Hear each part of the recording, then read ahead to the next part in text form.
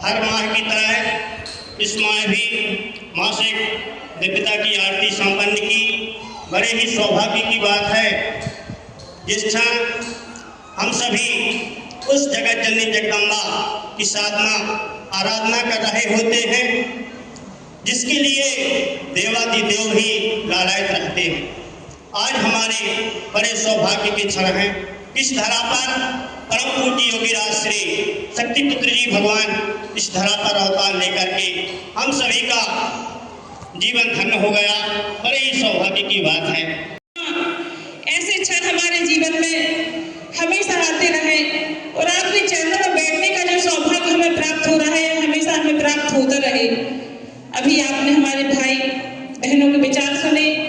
निश्चित ही हर किसी की तरफ होती है कि हम मानवता की रक्षा, धर्म की रक्षा और राष्ट्र की रक्षा के लिए कैसे कार्य करें। और गुरुवन ने जो मार्ग हमें दिया है, गुरुवन ने जो हमें यह संगठन दिया है भगवती मानव कल्याण संगठन, जिसकी तुलना हम किसी अन्य संगठनों से नहीं कर सकते। कि गुरुवन का कोई भी शिष्य दुखी नहीं है, गुरुवन का कोई भी शिष्य दुखी नहीं है, परेशान नहीं है। हमें कोई मिटा सके ऐसा इंसान नहीं है। हमारा अहित करने वालों 100 बार नहीं 1000 बार सोच लेना, माँ और गुरुवन हमसे दूर नहीं है, हमसे दूर नहीं है। हम सभी भाई बहनों ने मिलकर पावन विचारधारा सुनी। समस्त माँ के भक्त गुरु भाई बहनों एवं बहनों से मैं विनम्र निवेदन करती हूँ कि जब हम यहाँ आते हैं, माँ की दिव्यता की 1 घंटे की साधना आराधना करते हैं और जब हम यहाँ से घर जाएं तो अपने 24 घंटे में अगर हमें 5 मिनट 10 मिनट का भी समय मिलता है तो वह नई विचारधारा हम अपने नए परिवार को जरूर बताएं, क्योंकि हमारी बहन ही एक बहन को समझ सकती है। आज कलयुग का भयावह वातावरण चल रहा है जहाँ पर लोग अनीति, अत्याचार, अधर्म चरम सीमा पर पहुँच चुका है, जहाँ पर सबसे ज्यादा हमारी माताएं बहनें परेशान हैं। उन माताओं बहनों के साथ हम माताएं बहनें खड़े होकर ही उन्हें बताएं कि आओ भगवती मानव कल्याण संगठन से जुड़ो। हमारे पूज्य सद्गुरुदेव जी कलयुग की दिशा को मोड़कर सतयुग की स्थापना कर रहे हैं।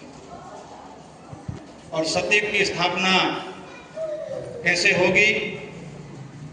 गुरुदेव जी कह रहे हैं कि माँ का गुणगान करो, श्री दुर्गा चालीसा पाठ करो, माँ की आरती करो, क्योंकि कलयुग कोई रूपधारी नहीं है, वह हवा में व्याप्त है।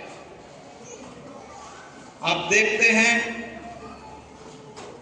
कि आज छोटे छोटे बच्चे अश्लील गाने, अश्लील चीजें जल्दी कैच करते हैं, क्योंकि यह हवा में अधिक मात्रा में, और इसको समाप्त करने के लिए गुरुदेव जी ने कहा है कि माँ का गुणगान करो, दुर्गा चालीसा पाठ करो। और जब ज्यादा से ज्यादा दुर्गा चालीसा पाठ होंगे, यह हवा में फैलेंगे, तो लोगों के दिमाग में यह सत्य धर्म की विचारधारा जल्दी कैच करेगी।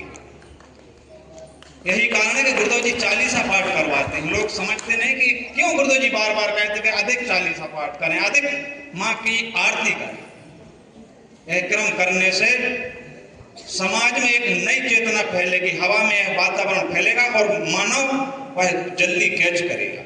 इसलिए प्यारे भाइयों, सभी लोग ज्यादा से ज्यादा चलते उठते बैठते माँ के मंत्रों का जाप करते रहे मनन में, मन के साथ, और अधिक से अधिक चालीसा पाठ, दुर्गा चालीसा पाठ करें। कि गुरुदेव जी के द्वारा हमें बार बार अवसर दिए जाते हैं, बार बार कहा जाता है कि यह वह काल है जिस काल में हम वह सब प्राप्त कर सकते हैं जो किसी काल में किसी को प्राप्त नहीं हुआ है। कल्पना करिए कि ऋषि चेतनावान ऋषि के द्वारा जिन्होंने अपना परिचय समाज के बीच रखा। आप हम सभी जानते हैं कि इस निखिल ब्रह्मांड की सर्वोपरि सत्ता के बाद, माता आदि शक्ति जगतजननी जगदम्बा के बाद कोई भी स्थान आता है तो वो परम पूज्य गुरुदेव जी भगवान का स्थान आता है। जब वह आपका मार्गदर्शन कर रहे हो, हमारा मार्गदर्शन कर रहे हो, और वो ये कह रहे हो कि जो किसी काल में किसी ने ना प्राप्त किया हो, वह आप सब कुछ प्राप्त कर सकते हैं। और प्राप्त करने का मार्ग भी गुरुदेव जी बता रहे हैं, और इतना सरल, इतना सहज मार्ग किसी काल में नहीं दिया गया। द्वापर में उठाकर देख लीजिए, त्रेता में उठाकर देख लीजिए, सतयुग में उठाकर देख लीजिए, हर काल में लोगों ने अखंड साधनाएं की। 6-6, 7-7 महीने, साल साल, हजार साल बैठने के बाद माता आदि शक्ति जगतजननी जगदम्बा या परम पूज्य गुरुदेव जी भगवान की देव शक्ति जो शाखा है, उनके दर्शन प्राप्त कर पाए। मूल सत्ताओं के दर्शन भी प्राप्त नहीं कर पाए। और गुरुदेव जी बड़ी सहजता से आपसे कह रहे हैं कि आप प्रकृति सत्ता से एकाकार गुरु के मार्गदर्शन में जीवन व्यतीत कर रहे हैं।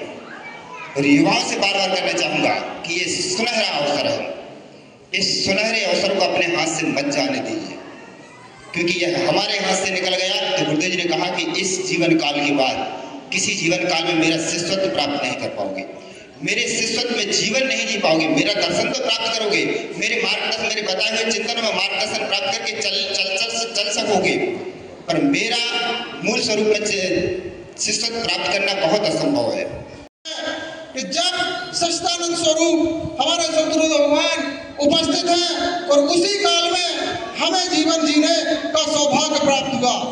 जीवन जीने के साथ साथ हमें उनकी विचारधारा आत्मसात करने का सौभाग्य प्राप्त